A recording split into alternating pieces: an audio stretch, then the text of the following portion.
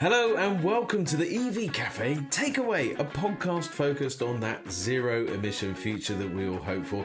Every week I'm joined by one of the lovely people that I get to work with so often from the EV Cafe, and this week is no exception. The lovely JC, John Curtis. Welcome, John. Hello everybody, how are you? Well, I'm good, and I guess we should find out who our guest is and whether they're good, because we get joined every week by one of the wonderful innovators, pioneers, and collaborators within our industry. And again, no exception, we don't break the rules here. Not often, anyway. We have got the lovely Jonas Andresen from Spirii. Now, Jonas, make sure that I've got the pronunciation of Spirii correct, please. Tell me exactly how I should say it. Well, here in Denmark, we say Spirii, but you can say Spirii, but you can say Spirii as well, so that's fine with us. Just don't say spirit. And how about the pronunciation of Jonas Andresen? Jonas Andresen. So it's Andresen. Yeah, Resen. So, yeah. Otherwise, it's the Swedish spelling. Is that right? Yeah, it would be. Yeah, it would be Anderson. Okay. It's a Swedish spelling, yeah. Very good. Well, I'm very glad that we've got this sorted out. Now that we're international, of course, it's important that we learn multi-languages. This is the way we're going. Absolutely. So, Jonas, you know, we love to get to know the people that we are joined by, and I think the things that we do and the places that we go are always really sort of insightful into the type of people that we have on our show here. So give us a flavour of some sort of fun things that you get up to, or an interesting fact that we can let the viewers know. What kind of person is Jonas Andresen? Well, that's a good question. One thing I can tell you is now it's almost the holiday season coming upon us. I've just agreed to an internal a Christmas thing we do here in Denmark, where we do what we call a Lucia walk, where we all dress up in white cloth, and then we have a candle we go with in front of us, and then we sing the Lucia song. So, and we will do that, a couple of guys here in the office, and do it all the way through our new headquarters here in Copenhagen. And it's usually something that children do in the kindergarten and schools or so, but I agree to it. It's a fun thing, so we'll try to do it. Yeah. Fantastic. So, the Lucia song, is this something you can give us a rendition of? Oh, I haven't exercised it yet, but my daughter back home, she said, "Dad, I will learn you all the lyrics to this song." So I'm gonna go into training this weekend, because it's in 14 days, the 13th of December. We have to do that that walk through the office. So I have to train. Yes. Well, please remember at some point to sing "Happy Birthday" to Rachel, who is my daughter, whose birthday it is on the same day. I will write it down right away. Absolutely. And I'll send you a short video afterwards, maybe a little picture, so you can see that it actually happened as well. That will be great. That will light up LinkedIn, that's for sure. Well, Jonas, give us an introduction to Spirii. How did this business come about, and all of that good stuff? Well, it really came about in 2019, where Thor and Torben, the two founders, they were in a different company, also in the e-mobility industry, but they want to do something different than what it's been for several years, and they want to do something with a more open mind on how should we attract CPOs and so. So they started this fantastic firm in 2019, and what they started out was with a terrible app and not so good backend. But the first clients came aboard, and then we have evolved ever since.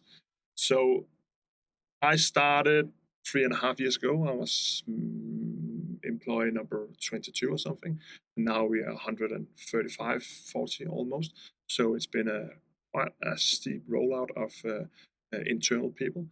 And Right now, we are focusing on delivering our services to the whole of the whole of the European Union, and our services is everything to do with the CPMS software to how to manage your charges and so on. But it's much more than only the CPMS software. And we can dive into that a little bit deeper Mm. later on. But we do deliver a lot of turnkey products out there to the European Union, a lot of clients in the Nordic region as well. And of course, all our after service, our after sales as well, but the whole SLA part, first customer line service, second line service for the technicians, third line support, on-site support, and so on. So it's more or less the complete package that we have around all our service at the moment, and will have in the future as well. Can you explain for me, Jonas, CPMS, Charge Point Management System? Can you explain to me why Tor and Torben wanted, what problem they were solving when they set up Spirii? Well, as mentioned, they want to do a more open model. There were a lot of for especially for the Danish market, the Nordic market, there was a lot of CPOs who were running like flat rates, subscription, and so on, and they really want to do something more open to who could talk with a lot of different charts point manufacturers as well. So the software we're doing is OCPP friendly, and in that way we can talk with almost any charger brands out there. So we are what we call a hardware agnostic software platform. So but it was basically the thought about to be more open and in the end be more user friendly to the end user. So and of course it has to be scalable to reach outside of the Danish borders, which were where we started in the beginning. And your role within the organization, what is it that you do personally? Well, personally, as I'm committed to work with some of our biggest clients in the house. I'm working with clients, and so I also do a lot of the hard work to get the customers into the house, setting up all the systems, doing the contract works, and so on. And then we have a team behind us in the sales, and who can help with the rest as well. So basically, I'm out there doing the bigger partnerships with our also CPO and our biggest turnkey clients as well. Thank you. Super cool. And I mean, for me, whenever a business is successful, they're solving problems. So, entrepreneurs wake up in the morning and think, there's that problem. What is going on? How do I solve it? And then they come up with a solution and bang, they're successful in business. And this is what we see so many times. So what are those challenges and problems that you guys are solving for the industry to help us accelerate this transition? Basically, it has to be as easy as possible for the end user. So first of all, a good app, a good application for your iPhone, your Android phone, or whatever it could be, to be able to use and to charge your vehicle on the road. And that's one thing that we're solving. A lot of other companies are doing as well, but that's also one of our offers to the market. But of course, the back end system is where we are really great. And this is where we see the biggest potential in doing business with our clients. And our clients reach upon a lot of different industries. And right now we are looking very much into the heavy transport sector as well. And as you know, in the UK and all over Scandinavia and the rest of Europe, there's a lot of chargers out there which are only been used by depot chargers. And one of the things that we have seen in the last couple years is how can we um, how can we use these chargers who are already installed for other things just than just depot, because the buses, the garbage trucks, or whatever it could be, are not always on the depot, but to charge use the chargers. But how can we use these chargers in a different way so we can generate more revenue for the owner of the infrastructure as well? And how can we benefit local community or others who will just pass by, like other heavy transporters, trucks, and so on? So that is one of the biggest issues we're seeing right now. How can we multi-use these chargers for other things that it was meant to do when they were installed. And Jonas, you've told me previously, and we've worked closely with you on the Tilbus project, where you've done precisely that. You've taken existing chargers that were in the ground and merely charging buses, Yeah. and helped to create a revenue stream for Tilbus so that they are able to make money when they're not using the chargers themselves by opening them up to the public. Tell us more about that. Well, it's a project we have been ongoing for 9 months right now. It do have some success. We are seeing more and more getting interest in this. But to be able to share your chargers, it's not only for the revenue, but it's also a good story for the bus company as well, Yes. to bring out to the news and so on, and to be able to help their local community.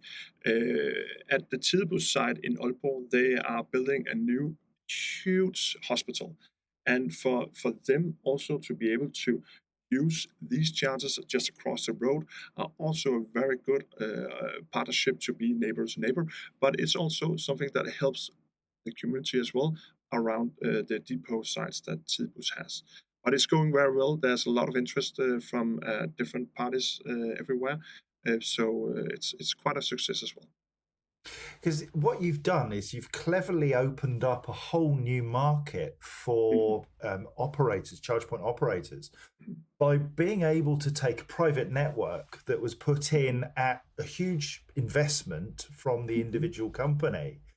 And you've given them an unexpected benefit, both in terms of the local community, but more importantly, I think, in creating a good business case that shows not just expenditure for your own use, but an opportunity to create that revenue.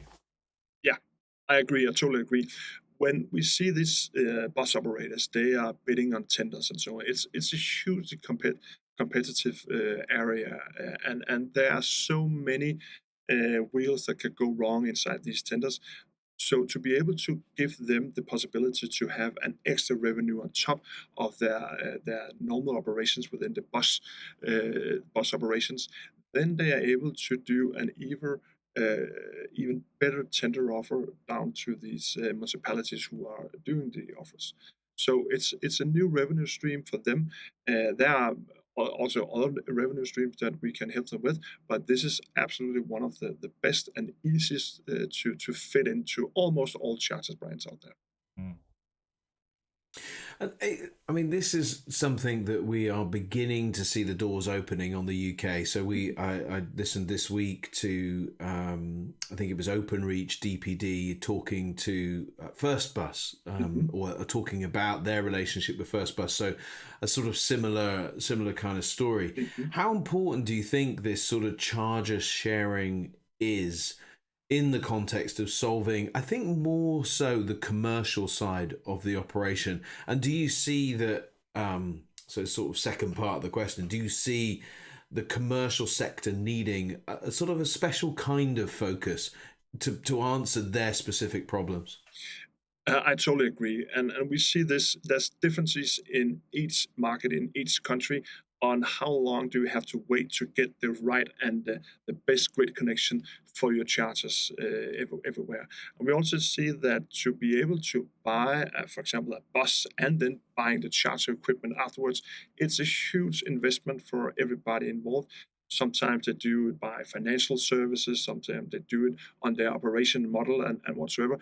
But to be able to help the next guy, your neighbor, or whoever it could be, to be able to, hey, if you buy the electric truck, then you can come and share our chargers within this time frame of the day, and then you will be able to charge. And that's a huge accomplishment for the industry, and will be a huge help, especially for the grid connection, because in the UK, you know this, in the Netherlands, we know it as well. It also takes time here in Denmark, but we are down to maybe, also depending on how many amps you need, how big of power station you need, 6 to maybe 12 months. But in the Netherlands, we are seeing maybe 5, 8, and 10 years of waiting time for getting the right grid connections. And you are not the same, but you're seeing a long wait on grid connections in the UK as well. So to be able to share this with the community, the companies around you, for them also to do the green transition, that is very, very helpful for the industry and for the market. It feels like a real win-win for everybody involved, doesn't it? It really does. When we do that. And when I'm thinking about this, I'm also aware that you recently launched or announced a partnership with Audi or Volkswagen Audi Group around plug and charge. And it kind of feels to me, and I don't know whether this is available yet in the truck and commercial world, but it kind of feels to me you don't have to put a payment system in. You're using software to identify the vehicle, and then the payment can be settled in the background without having to worry about payment processes. Is this something that you guys are working on? I mean, it might be uncovering a big secret. I don't know. No, but you're right. It again goes back to the starting focus of Spirii. It has to be as easy as possible for the end user. So regardless if it's a driver in a normal EV or is it a heavy transport driver and so on, has to be as easy as possible. We do it in 2 steps. At the moment, we're doing it for depot owners where they can. Every car has a MAC address, just like a computer and so on. And we are able to identify the MAC address directed to the charger and the CPMS software. So the only thing the driver has to do is plug in the charging cable to the vehicle, and then they are able to get it authenticated through the system, and then it will charge. So this is primarily only for depot charging, and we call it auto charge. There's some words about in the industry, but we call this auto charge, and it's through MAC addresses. We don't want to do this version on a transaction that includes money transaction. So because we don't think it's secure enough, and that is where we have the plug and charge system. And the plug and charge system are still a new thing. It's almost only through roaming and so, but like you said, we have done it with Audi throughout Germany for their high-end charging sites that they are building throughout Germany. I think they have 4 now, and I think it's 16 or 20 that they are going to build. But to do this, it's also a collaboration with the hardware manufacturer, and this way the vehicle manufacturer, who are the owner of the charge points, and they are probably going to introduce this to their cars, and it will be a thing to look upon, and it will be easier for the driver to charge at the best price available. Brilliant. Jonas, I'm interested in how people bring you into a project. My experience has been that people get very, very excited about buying new vehicles. They then realize that, I need some chargers. And eventually they get to the point where they say, I'd like to know what's going on with those chargers and vehicles. We better get a back office system. At what point in the ideal world would you like to be involved in the project? Is it right up front? Is it coming in halfway through? What works best to get the best from Spirii? It really depends on the client and what kind of relationship they have around them regarding in the mobility sector.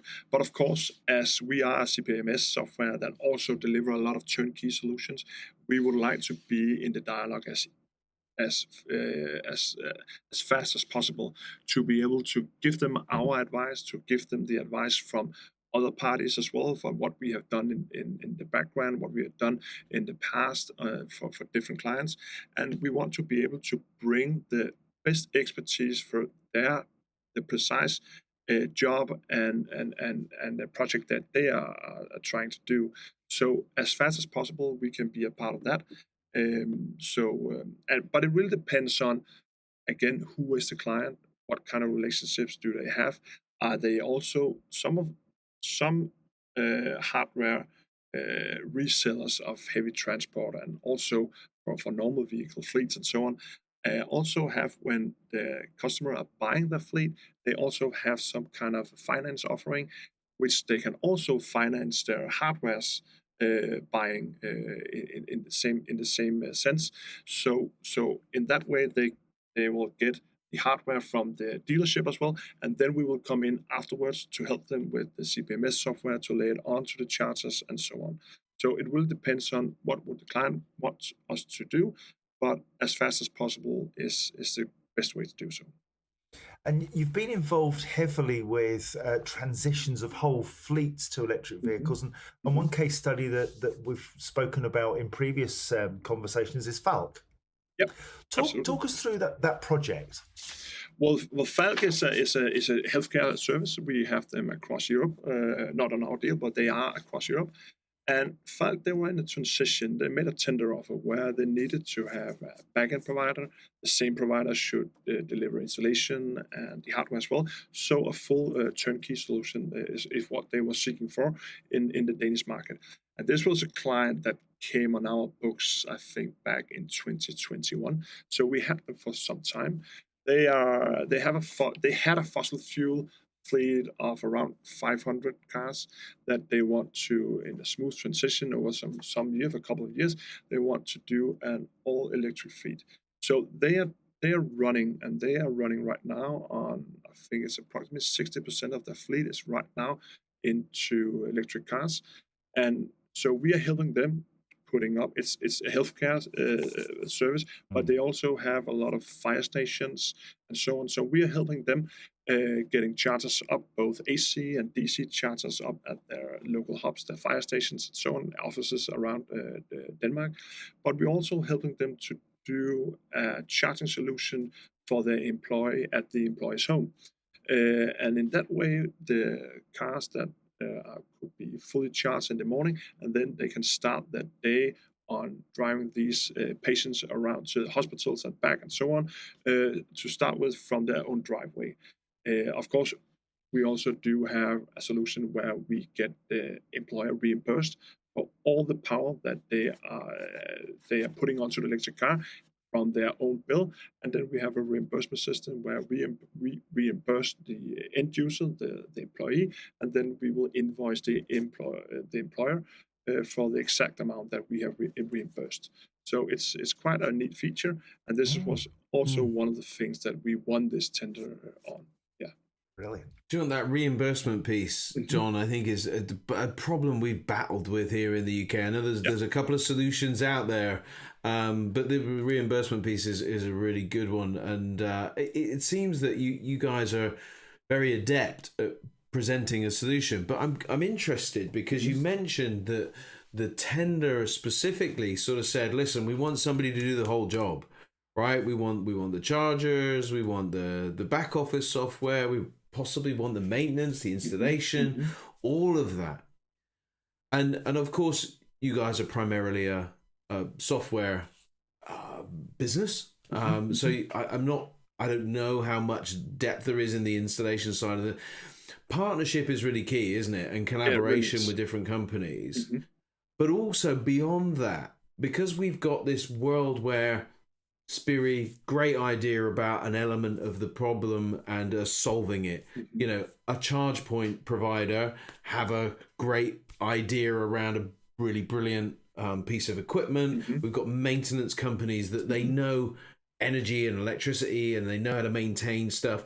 Do you see a time where Spirii and another begin to form together and become an all service provider for the sort of maintenance energy or charge point providers solution all together in one, or do you think it will stay separate? Well, for in our purpose, it will stay separate, but partnerships, as you say, is the key for us. So we have very, very strong partnership within Scandinavia. We are rolling this out to right now for the German market, for the French market. We're looking into the UK market as well to do the ability for us to give the full service. So to be able to do the installation part, and we are very much deeply involved with the installation part as well, together with our installation partners, and of course together with the manufacturers of the equipment. And as you say, the SLAs, the SLA part, afterwards the maintenance thing and so on. This is also where we are very strong. We have maintenance service contracts with a lot of different installers out there. So they are doing all the maintenance on the DC, AC that is needed out there. So it is, we are doing right now the whole collaboration all around the charging station and the after sales and the after service and so on. So we have it right now, but in our mind, we will stay separate, and we have to do what we are good at. We are good at assembling the right installation partner, the right manufacturers of hardware, and so on, and they will do their individual job when we need it.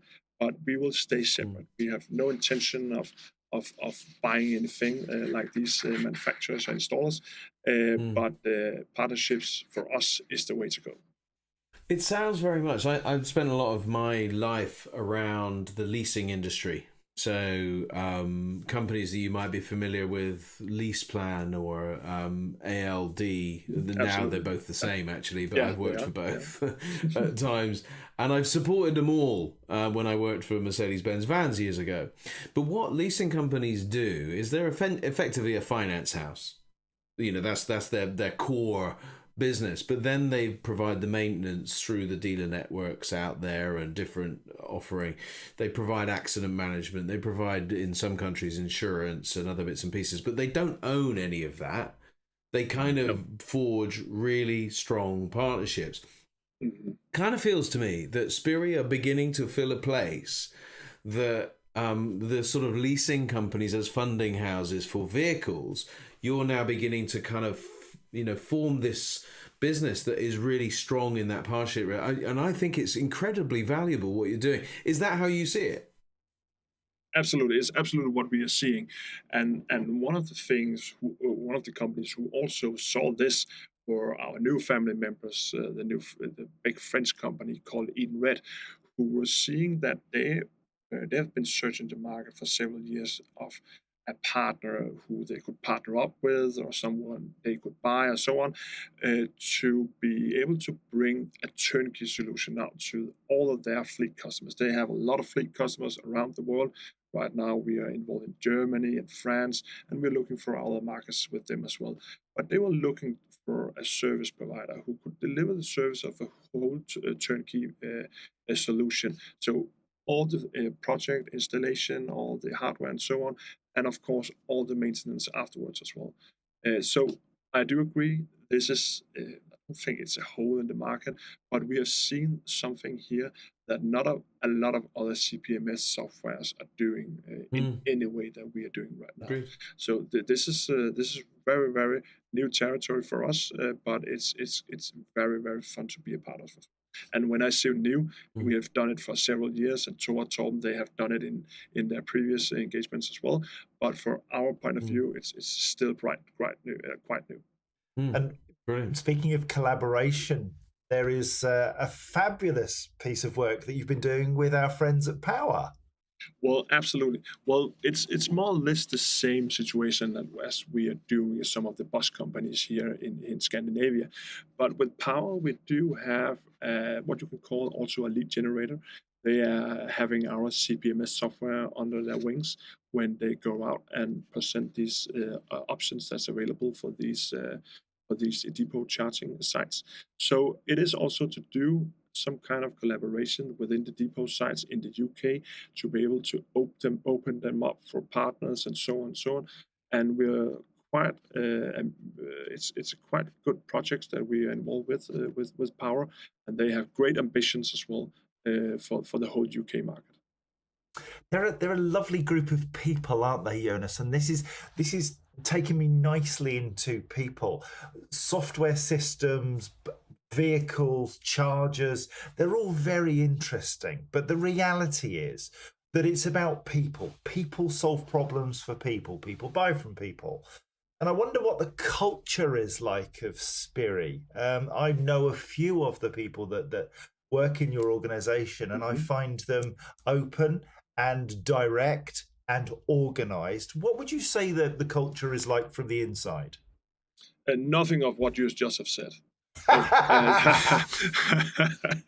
No, you're absolutely right. It's a great group of people we are here. And I've been fortunate enough to be able to follow the whole company almost from the beginning. But it's really driven by still the entrepreneurship that we do have. So we started out as a startup company, and right now we are also in the scaling up company phase.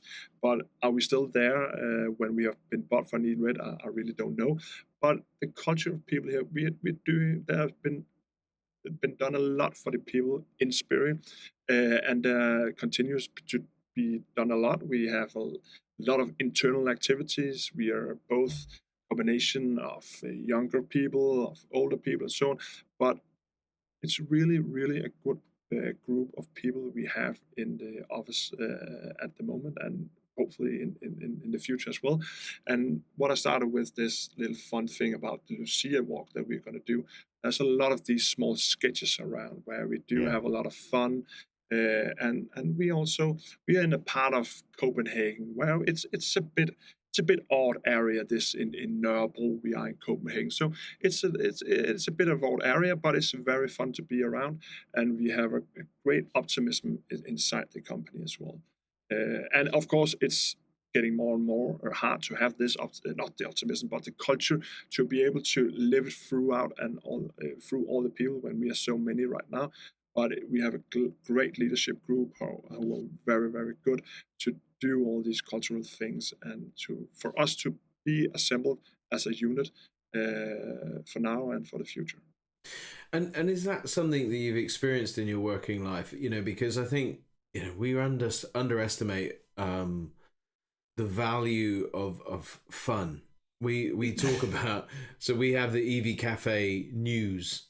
And news isn't often considered fun, and it definitely isn't. And as John and I would do it, funner. We don't. It's not always funner. The importance of fun. Talk to me about that from for mentality, the mental health, the kind of engagement around the company. It sounds like it's central. Is it? It really is central, and the fun is a big part of it. And if we didn't have the fun, we wouldn't get to know each other in the way that we do.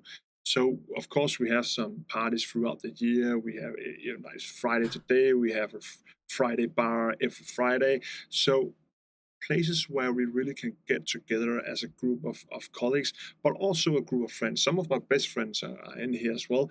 So we're really a group of people who like each other. We have no interference with each other and so on. So to be able to have fun throughout the day is very important for us, and also an important thing for us to be able to attract the right kind of people to the workplace here in Spirit as well. So it's very, very important to have fun, and it's also important to have fun throughout the day. But then you're also able to concentrate on specific things throughout the day. So it's a work-life balance as well. But we are more than just colleagues. We are friends here in this house as well. It must be lovely to work with friends.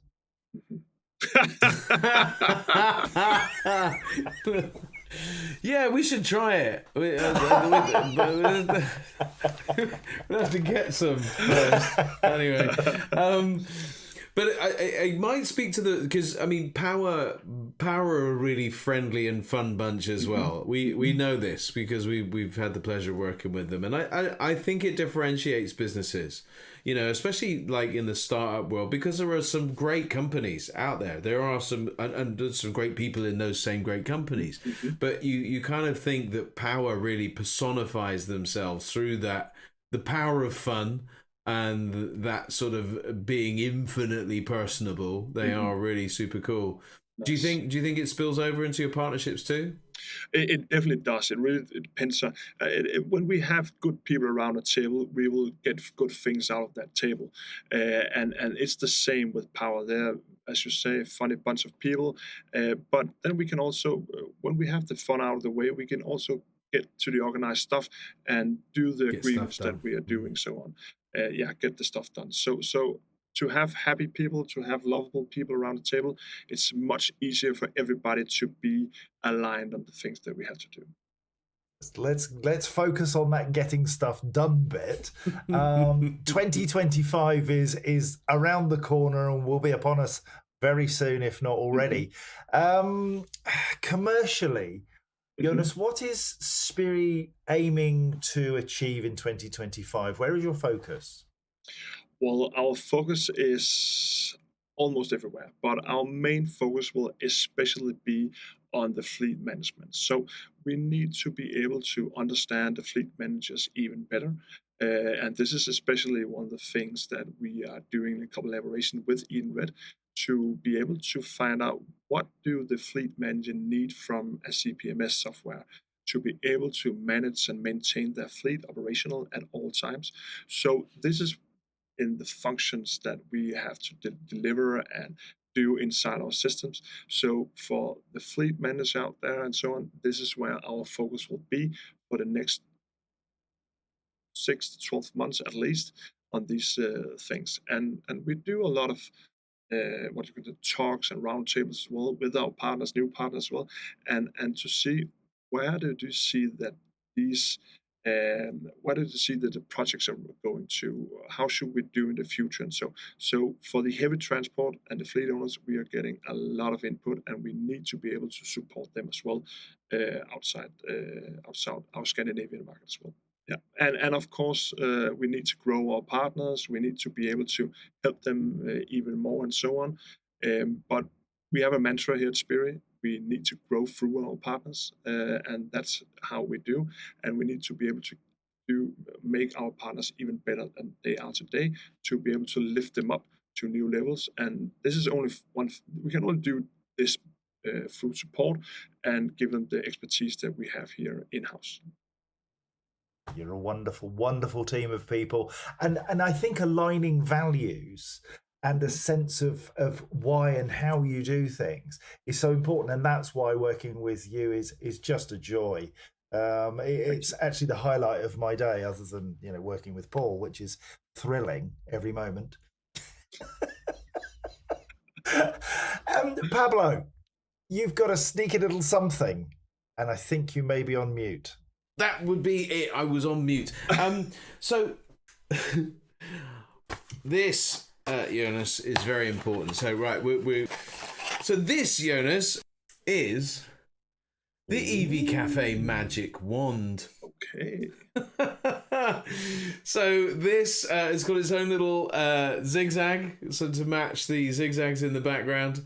Anyway, so we hand you, metaphorically, the 3D printed wand and give it to you and say, if there is a challenge that you want to sort out, you get to kind of wave your magic wand and deal with it. What is that challenge that you would deal with?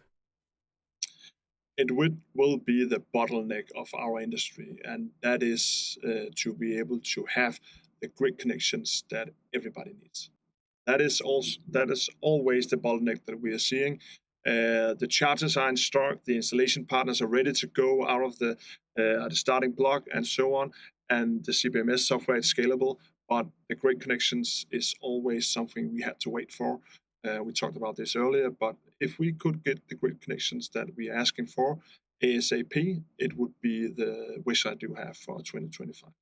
Fantastic. I mean, that's a great answer. It does lead me on to a question, because I believe you're so what we know about that's just happened here in the UK is renewable power. So we've got solar, which we know about a lot of, and wind turbines. Do you think there's a way, because we're seeing it, do you think there's a way of maybe speeding the process by linking solar, wind, if we can get the planning and all of that kind of stuff, and not requiring a grid connection? What we were amazed to hear that the turbine that is powering a block of chargers here in the UK is 4.1 megawatt charger, or 4.1 megawatt of generation. Yeah. For about 16 chargers and a cafe and all of that good stuff. Do you think that could be an additional solution to this? It could be, and if you add on batteries in those projects, it could be, because the batteries would be a great way to be able to bring the amps and the power to a site where you don't have power to start with, or don't have the grid connection that you need. So batteries would be a great idea. There's also different ways to solve, not to solve the lack of grid connection, but to be able to maybe stabilize, help the local TSO and so on with grid services, to be able to go into the flexibility markets where you are able to. What we are doing in the charger level is that we are trying to just, if we get it from the local TSO, the local grid owner, get a question, digital question: could you please lower your power output on these chargers for a couple of seconds, a minute, and so on? Then we can lower the charging speed for the end user just for 10 seconds, 15 seconds, and it's maybe just 5%, so the end user will not normally see it, and then we can high it again, put it up to the high note again after a couple of seconds, and so on. And then we are able to help stabilizing the grid. And this will also help to not get any failures on the grid, some where you can see a whole town get dark and the lights go out and so on. So we don't need these outages of power anywhere. So a grid service, flexibility services to the local TSO could also be a help. But of course, batteries, getting even more power into the system is probably the best way to do it. So yeah. Sounds like you know what to do with your. Anyway, you waved it well. Thank you. So thank you ever so much. It's been really cool, hasn't it, John? Really a brilliant company, and understanding and unwrapping this company. It's been great. I love talking to Jonas. I always learn something new. If anybody sees Jonas, what will happen is that the sun will suddenly disappear. This man is a man mountain. He is enormous. He makes me look tiny. And so what? You may not. Oh my gosh. You may not pick this up from the screen or indeed from his voice, but you must be 197 centimeters, something like that. Something around there. Yeah. I'm 193, and the sun will disappear, and you will learn something new. I promise, because Jonas Andresen is not far behind. Jonas, we've learned that. Well, first of all, and it's the most important thing for me, that you guys, and you in particular, are fun and see fun as a core culture element of your business, which is, it makes me feel happy and confident to be able to deal with you guys as we have done so far, and as we'll continue to do in the future. And it just means that actually the partnership with the EV Cafe, completely logical, because we're slightly unhinged and we like to have fun. And so there's definitely synergies there, should we say. But partnership, collaboration, and that whole willingness to embrace the challenges of the industry, bringing that entrepreneurial spirit of problem solving and dealing with those challenges. It seems like Jonas Andresen and the Spirii that you've shown us today is definitely fit for purpose for the challenges of today and long into the future. So I'm really excited to see where it all goes. I am I bet, absolutely. And it's Friday afternoon. The bar will be open soon, so that's not a bad thing either, right? Not at all. Well, not good at stuff. all. And a Spirii that just comes to the fore continually and continues to solve problems. Particularly, I love about the sharing culture of charge points and the plug and charge. That again, another emerging solution that will make a massive difference to users. And I think we began really with that user experience and you guys wanting to really bring that to life. So please do head on over to Spirii's website. Also, link in with Jonas. I'm sure you're on LinkedIn, Jonas, I am. Can connect. And if you've got questions and challenges or things like that, then it sounds like the guys will come up with a solution. And of course, check back on the EV Cafe for more podcasts just like this, learning about the people and the businesses that are transforming our industry and making this electrification transformation a reality. Fantastic. Jonas, thank you again. Thank you for having me. Have a great day, everybody.